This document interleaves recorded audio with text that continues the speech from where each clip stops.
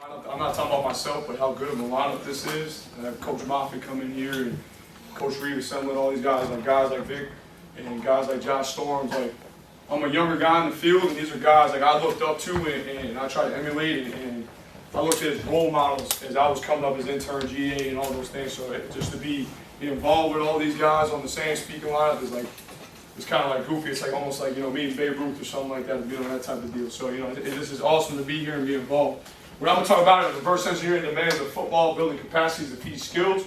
All right. First, I got to thank Mondo for having me. Coach Reed, thank you again for having me up here. I got to thank my head coach, Tom Herman. I was able to be retained in the coaching change, which is very rare. And I am beyond blessed to work for that man right there. I got to thank my staff because, like Coach said, they have to carry out the vision, and you have to give them what it's supposed to look like that they have to carry out and execute. I got to thank y'all. I appreciate you guys coming out here on a Saturday and spending some time and trying to learn. Thank my wife and kids, always, and my why, and then thank my players, because without them, we don't even have a job. This is what it's all about, is mentoring young men, helping develop performance, helping develop them as young men, and helping them in life. All right, 3 guarantees. I'm going to cuss, I'm going to talk fast, and I guarantee some in here spell wrong. I'm the worst speller in the world. You ask me to do a math, I go on the board and do it. You ask me to spell, anything, and I'm done for.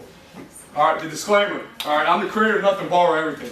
All right, so a lot of the guys in this room, I have taken way more than they know away from what they've done. Like, I have your programs from SMU on my computer. Like Coach Moffitt, I got every single one of your like I said, phase 1, phase 2, phase 3, probably from 2002 on. Okay, I've taken so much from so many people, and like what Coach Storm said, it's about taking from other people and adapting it to your environment, making it fit what you do. Okay, and that's a lot of what I do. So these are some of my main influences, and I'm missing a lot. All right, what the goal of presentation is: understand a layered approach to training that centers around preparing for the demands of football. So we're going to get in depth about what that actually means. All right, understanding the locomotion and contact demands of football, because they're 2 different things. All right, understanding the difference between skills and capacities. All right, putting it together in a way that promotes training compatibility. Okay, training compatibility, and then incorporating skill development without turning every session into a practice. All right, because that's not the name of the game, but we want to get as close as possible. All right, what I want to really do is I just want to challenge perspective. Every good presentation I've ever been a part of, or seen, or watched, is really challenged my own internal philosophy, made me question what I was doing. So if you come out of here, you might not agree with 99.9% of what I talk about, but if I challenge you in one way, then I did my job. Okay? All right. I ask this: do we as strength coaches really know our sport and why we train? Like, actually know it to the point where you know the ins and outs to a microscopic level. Okay? Because the needs analysis, and I don't just mean, hey, a general needs analysis, a needs analysis of all sport movement, the ground reaction forces involved with those movements, the cost of movement, the metabolic costs, okay, the differences in positions, all those things are critical when we start to put together a program. All right? When we look at football from the 10,000 view, the 10,000 foot view, right? Average game play is 4 to 6 seconds, average play drive is 6 plays. Again, these are our averages from FAU. All right, average drives per game is 12, so you get about 72 plays in a game. Average time between plays is roughly around 25 to 30 seconds. Average rest is 5 minutes, plus or minus 2 minutes in between the series, okay? And then average duration start to end of games is 3 hours and 45 minutes. Now that's going to change with the new rule change that just went into effect with play clock, okay? So again, this is the 10,000 foot view right here. What we need to do is when we plan, is we need to break it down all the way down to the microscopic view, okay? So what me and my staff did is we saw a graph from Derek Hansen where it broke down ground contact times and movement expression times, just general change of direction, speed, acceleration, all these different things. We said, why can't we apply that to our foundational movements in football? Okay, and let's see where those lie on the time continuum. So what you'll come to find out is, what we did was we filmed everything with Dartfish and iPads, and we went through and we took about 40 to 50 of these reps and averaged out the movement expression times. And what you come to find out is football is played a hell of a lot faster than you think it is. All right?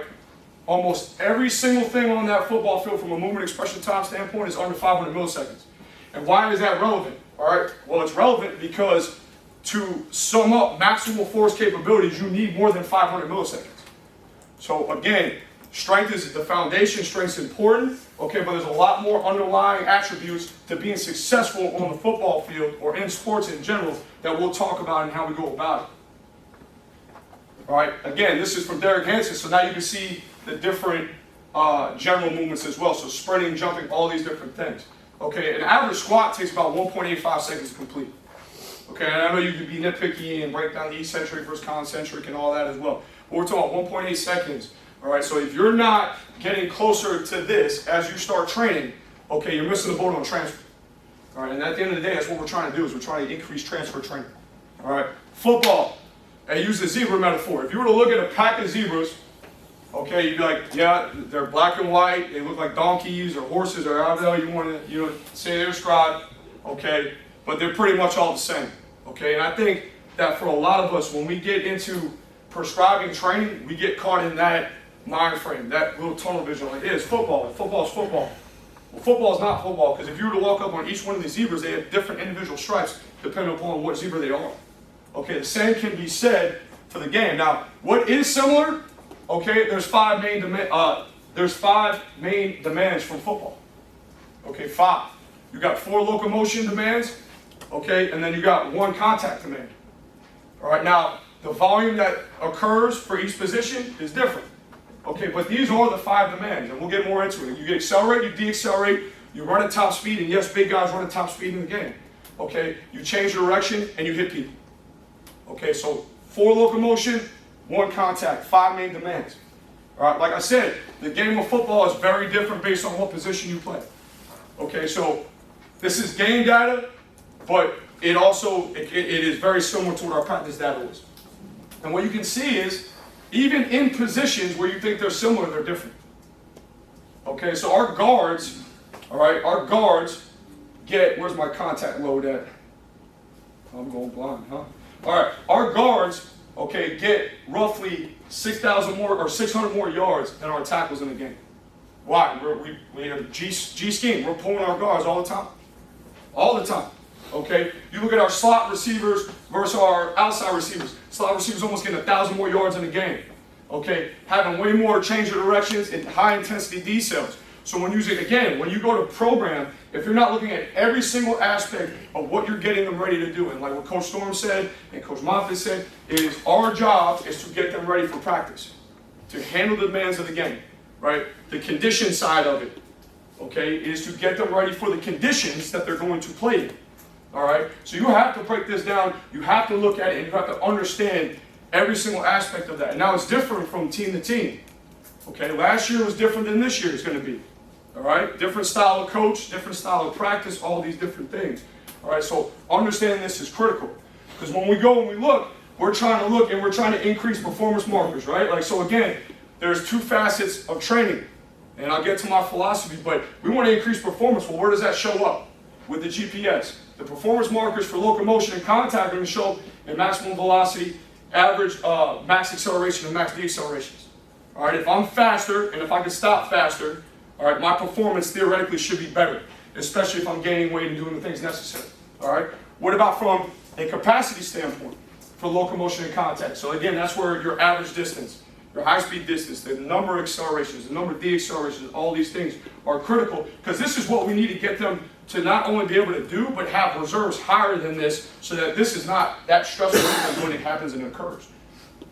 All right, talking about ground reaction forces of different movements. What's the cost of movement?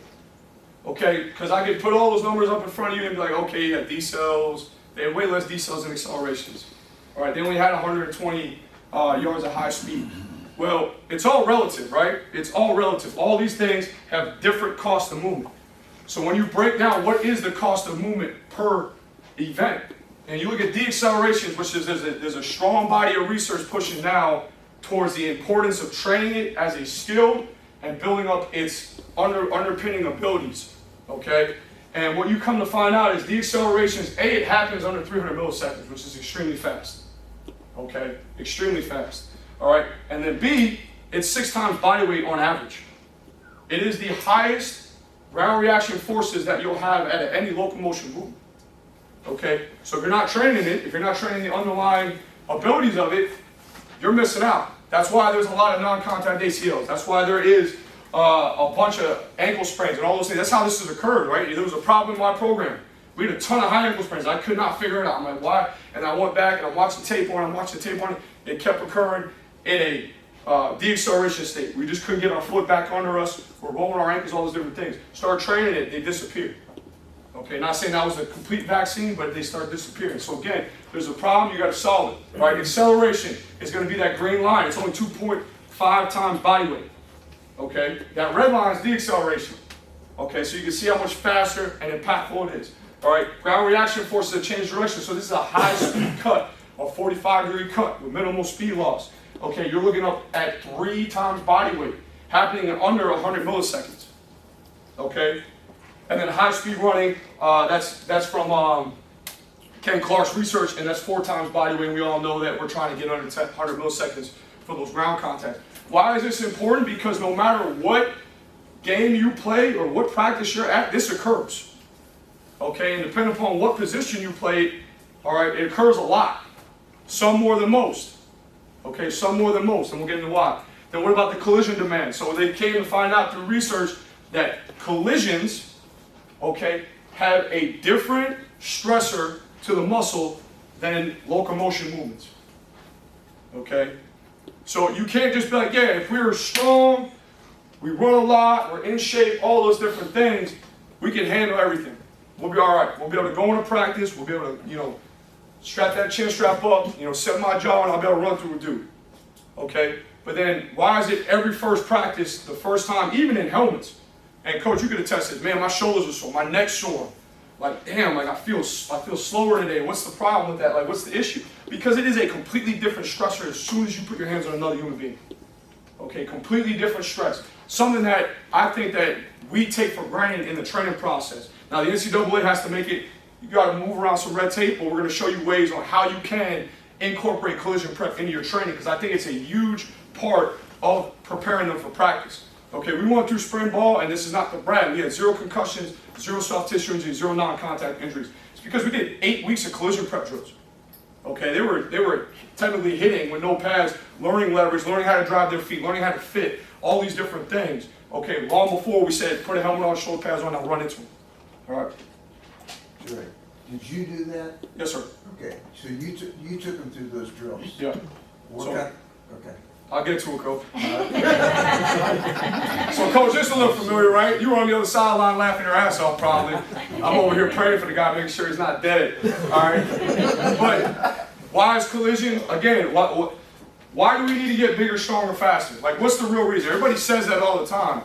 Okay, but what is the real reason? It is a game of momentum. It is a game of momentum.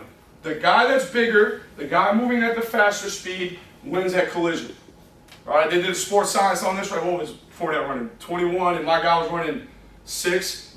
You know, the funny story, he walked off, he's a former 5-star from Texas. He walked over to the sideline after that play, sat his next to me, he goes, I'm a 5-star, that wasn't supposed to happen. I said, big dog, that shit just happened. I said, that just happened. Okay, but again, the game is getting bigger, the game is getting faster.